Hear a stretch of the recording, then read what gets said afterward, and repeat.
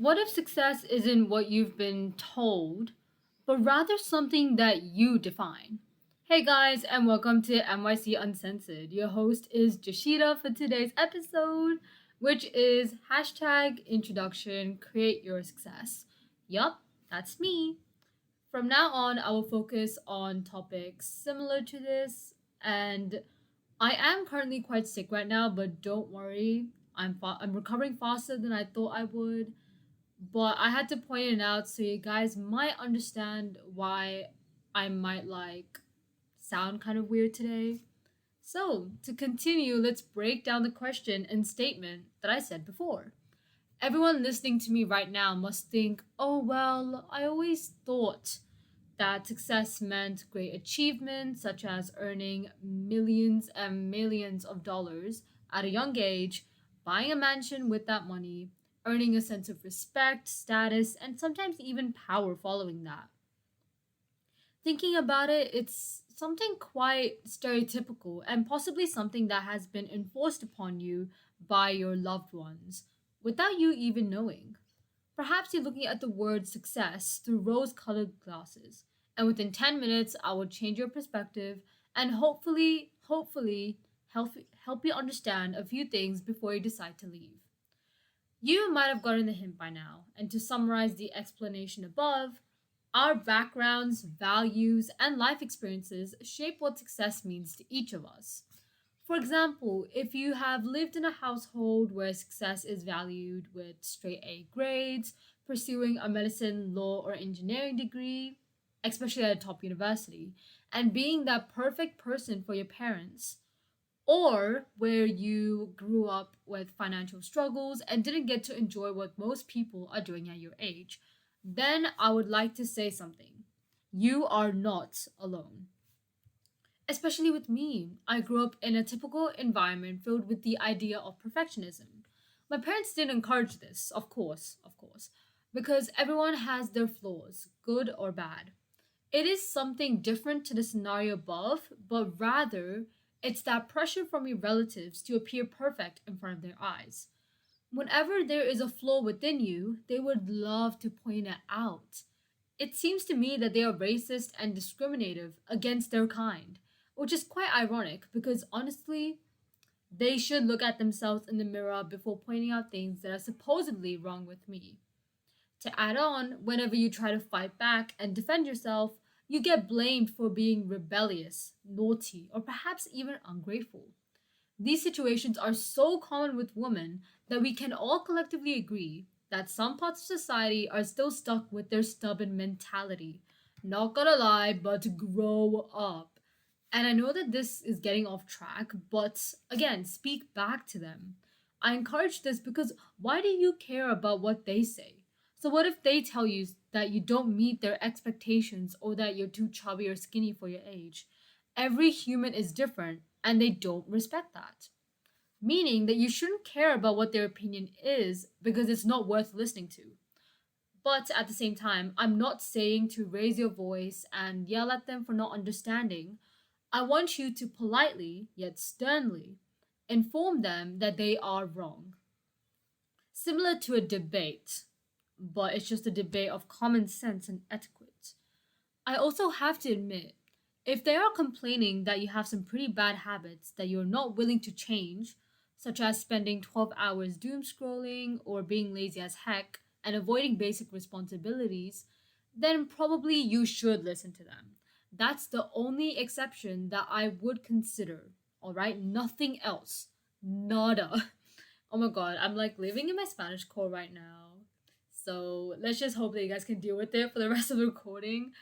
Um, these typical insults are originated from their insecurities, especially when they see someone doing better than they were. And the thing is, they like to speak out for themselves. So, like taking the previous example of relatives accusing you of not meeting their expectations or whatever you want, really. When you think about it, when they were younger, especially the female figures that love to pick on you, their norm was to physically burden themselves with labor, like household work, making sure that their husbands are satisfied, giving birth to children, and don't typically have the right to speak out on what they want to do or have. So when they see you just minding your own business and doing whatever you want to do, this hurts them deeply because they had to suffer so much just so that they can meet societal expectations, only to realize that this isn't the case anymore, that things do change.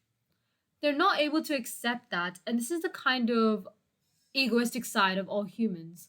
The same as when a little kid fights for their dear pink teddy bear, which later on they cast aside. This is practically and almost a similar thing. These societal views of success change every generation, as older generations value long term financial stability, getting married, and at least a good paying job and having kids.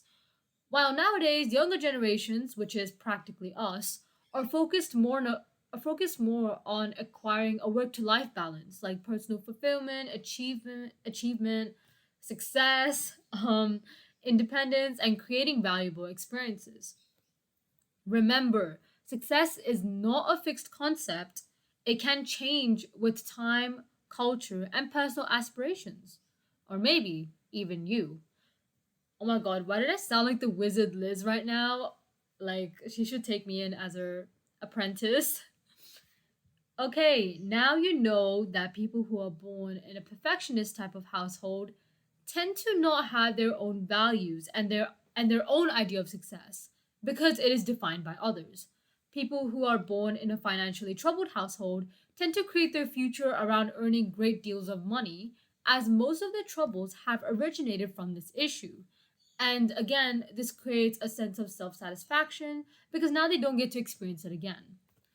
Well, I'm sure that you get the gist of it, and you need to understand that even though some people listening to this can relate to what I'm saying, maybe this is not what you truly desire. Perhaps you can move past these conventional metrics like money, respect, or material possessions, and maybe you can balance your oh my god, I messed that up so bad. Maybe you can balance your personal fulfillment with achievements that are unique and personalized to you, and achievements that actually make you feel like you deserved it. This will take some time to sink in because honestly, while I was typing the script up, I was like, "Oh my god, why how did I stumble upon this reasoning and this conclusion and understanding?" So, I'll give you a few seconds.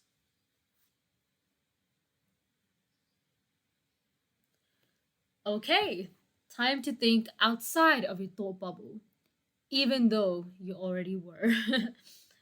Okay, whatever. To add on, I also believe that social media and pop culture are powerful factors in this framework of success. Like, come on, I know that I'm not the only person who watches people show off their dream apartments in Dubai or New York City, living those aesthetic and luxurious lifestyles. Or some of these guys have a crazy list of accomplishments before they even turn 25. What do you mean that you're pursuing a sport in an elite level, like probably nationals or like state at least, and doing at least five extracurriculars alongside that, managing school, which showcases amazing results? Like, it's not even mediocre. These guys are not ordinary people at all. In effect, the important thing that I'm trying to convey is that they create a pressure to perform and achieve for external validation. If you could tell by my frustration while reading the sentence above, then you obviously know what I mean. If you don't know what that means, it's just on how other people want to be acknowledged for their strengths and positively called out on their achievements. So, for example, if you won first place in a race, you constantly brag about it or talk about it in order for other people to know or be aware of your achievement. Sort of like a little kid. Yet again, I had to mention that. But there is a difference. Some of these people, no matter what kind of things life throws at them, they still do whatever they are passionate about. Now, that sounds like something that came straight out of a movie, or like that's honestly main character core, or something that anyone would love to do, including me. It's just that we are scared to confront these societal norms and expectations because they've been around for so long. And to add on, it's you against the world, okay? You have to be courageous, charismatic, confident, and someone who genuinely sticks to their original values, which takes a really long time for you to actually figure that out. And honestly, that is one person out of a million who's naturally born with that trait. Alrighty, guys, congrats! You have learned something that seemed obvious, but really, once you place it in this sort of context, you start to realize that possibly you need to work on something. It's not just you. Don't worry, it's me too. Alright? Like, we're still young. This series will be organized and structured coherently, and I know that it's just the introduction to the series, but I promise you that in the next episode and onwards, I will start digging deeper and providing you with some helpful tips and ways to improve your personal life. Some of these might be obvious, but trust me. No, no, no. Actually, you need to take this seriously if you genuinely want to improve for the betterment of yourself. For the betterment of yourself, actually.